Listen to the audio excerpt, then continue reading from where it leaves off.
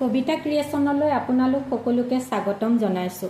আজি মই শিলঘৰীয়া মাছেদি টেঙেচি টেঙাৰ জোল বনাম। সেয়ে ভাবিলো আপোনালোকৰ আগত ভিডিঅ'টো শ্বেয়াৰ কৰো বুলি। আৰু আপোনালোক সকলোৱে জানে টেঙেচি টেঙাটো পেটৰ কাৰণে কিমান উপকাৰী বস্তু হয়। আৰু এতিয়া ধৰক যিহেতু ভাতবিলাক খাবলৈ মন নাযায়, ফাগুন চত মাহত এনেও চব্জিবিলাক খাবলৈ মন নাযায়, এনেকুৱা থলুৱা খাদ্যবিলাক খালে পেটৰ কাৰণেও ভাল আৰু খাবলৈও ভাত খাজ ভাল লাগে। সেয়ে ভাবিছো আজি শিলঘৰীয়া মাছেদি বনাম। টেঙেচি টেঙা এইখিনি ঘৰৰে হয়, মই ভালকৈ চাফা কৰি ললো। এতিয়া মই ভালকৈ ধুই মই অকণমান বইল কৰি ল'ম। আৰু এইফালে মই শিলঘৰীয়া মাছ লৈছোঁ ইয়াত।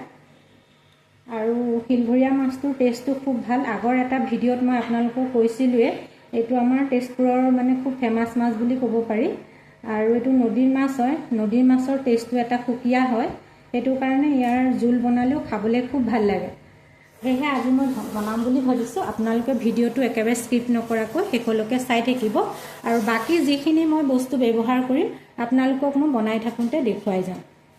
টেঙেচি টেঙাখিনি মই ভালদৰে ধুই ল'লোঁ। অলপ বালি থাকে, অলপ ভালকৈ ধুব লাগে। এতিয়া মই অকণমান পানী গৰম কৰিছোঁ, তাতে মই টেঙাখিনি দি অকণমান দুটামান উতল আহিব দিম। আৰু মানে এনেকৈ বইল কৰি ল'লে অকণমান সহজ হয়। আপোনালোকে ইচ্ছা কৰিলে প্ৰেছাৰটো বইল কৰি ল'ব পাৰে। আৰু এইটো একেবাৰে মেডিকেটেড হয়, খুব ভাল বস্তু হয় টেঙেচি টেঙাটো। কাহ হ'লে মানুহৰ যেতিয়া কাহ হয়, ধৰক ঔষধে একো ঠিক কৰিব নোৱাৰিলেও এইবিলাক ধৰক গাঁৱলীয়া ঔষধ। টেঙেচি টেঙাৰ কেইটামান পাত আপুনি ভালদৰে ধুই পটাত থেতলাই লৈ অকণমান গৰম কৰি ল'ব লাগে। লৈ খাব পৰাকৈ ঠাণ্ডা কৰি একেবাৰে ডিঙিত পেলাই দিব লাগে। ডিঙিটো খুৰখুৰাই থাকিলে ভাল হয়। মানে প্ৰমাণ নিজে পাইছোঁ, যিহেতু আমি এনেকুৱা ধৰণৰ বস্তুবিলাক খাওঁ মানে। আৰু পেটৰ কাৰণেও ব্লাডৰ কাৰণেও খুব ভাল।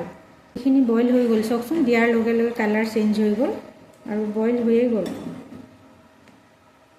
এতিয়া মই অকণমান ঠাণ্ডা হ'ব দিম। মাছখিনিত অকণমান নিমখ, অকণমান হালধি আৰু অকণমান তেল দি পিনে মই ভালদৰে মিক্স কৰি ল'ম। এতিয়া মই ভাজিম। ভাজিলে কি হয় মানে তেল অলপমান দিলে আপোনাৰ মাছখিনি নুফুটে আৰু ভাজিবলৈ ভাল হয়। কেৰাহীখন গৰম হ'ল, ইয়াতে এতিয়া মই মাছখিনি ভালদৰে ৰঙচুৱাকৈ ভাজি ল'ম।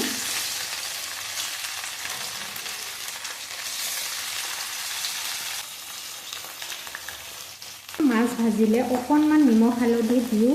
আপোনালোকে অকণমান তেল সানি দিবচোন, মাছখিনি একেবাৰে নুফুটে আৰু ভাজিবলৈও বৰ ভাল হয়।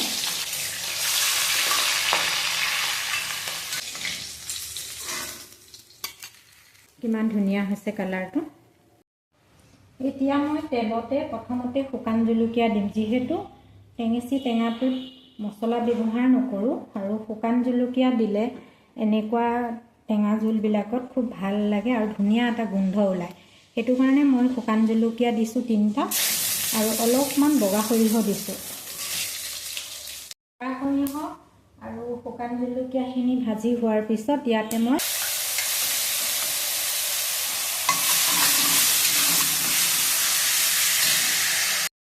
আদা নহৰুখিনি ভালদৰে ভাজি হোৱাৰ পিছত ইয়াতে আলু এটা বইল কৰি থৈছিলোঁ, সেই আলুখিনিও মই এতিয়া দি দিম ইয়াতে।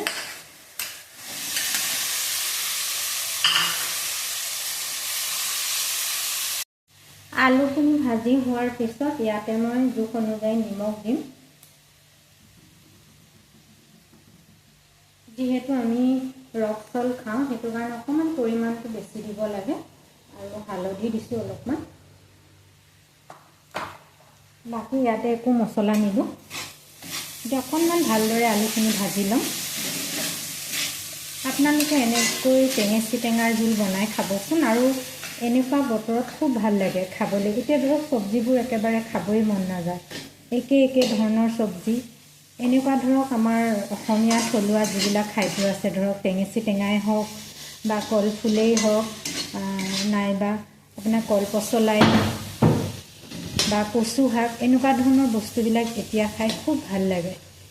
আপোনালোকে এবাৰ বনাই খাব মোৰ দৰে। এতিয়া এইখিনি ভাজি হৈ গ'ল। টেঙেচি টেঙাখিনি ঠাণ্ডা হ'ল। ঠাণ্ডা হোৱাৰ পিছত মই এনেকৈ অকণমান হাতেদি মোহাৰি দিছোঁ। মোহাৰি মই অকণমান এনেকৈ চেকি লৈছোঁ। এইখিনি মই নিদিওঁ আৰু চেকি লৈছোঁ। চেকি ল'লে কি হয় মানে অকণমান জোলখন খাবলৈও ভাল লাগে। আৰু চেকি লোৱাৰ পিছতো মই এনেকৈ চেকি লৈছোঁ অলপমান। আপোনালোকে যদি খাই ভাল পায় ইচ্ছা কৰিলে এনেকৈও দিব পাৰে। অকণমান ঢাকি দিওঁ এতিয়া।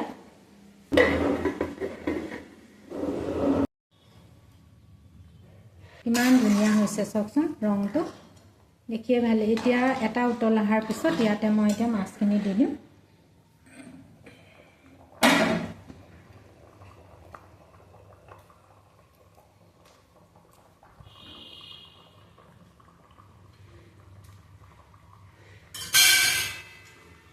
কালাৰটো কিমান ধুনীয়া হৈছে নহয়নে? আৰু কালাৰটো যিমান ধুনীয়া, এই তৰকাৰীখন খাবলৈ খুব ভাল লাগে। আৰু খালে এনেকুৱা আপোনাৰ একেবাৰে লাইট লাগি থাকে, মানে যিহেতু মছলা নিদিয়াকৈ বনাইছোঁ আৰু এইটো টেষ্টটো খুব ভাল লাগে খাবলৈ। এনেদৰে এবাৰ আপোনালোকে বনাই খাব। টেঙেচি টেঙাৰ জোলখন ৰেডি হৈ গ'ল। আৰু বেছি আমি উতলাই থাকিব নালাগে, কাৰণ বেছি উতলালে অকণমান জোলটো কমি যাব। আৰু অলপ পাতল হ'লে এই জোলটো খাই বেছি ভাল লাগে। তাৰমানে বেছি গোটা হ'লে খাই ভাল নালাগে, সেইটো কাৰণে অকণ পাতলকৈ ৰাখিম। এতিয়া মই গেছটো অফ কৰি দিওঁ। আপোনালোকক টেঙাৰ জোলটো মই দেখুৱাই দিছোঁ আৰু আপোনালোকে নিশ্চয় গম পাইছে কিমান ধুনীয়া হৈছে।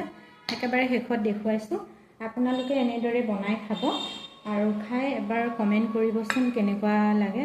আৰু যদি আপোনালোকে ভিডিঅ'টো ভাল পায় তেনেহ'লে লাইক কৰিব, শ্বেয়াৰ কৰিব, লগতে মোৰ চেনেলটো ছাবস্ক্ৰাইব কৰিব বুলি আশা কৰিলোঁ।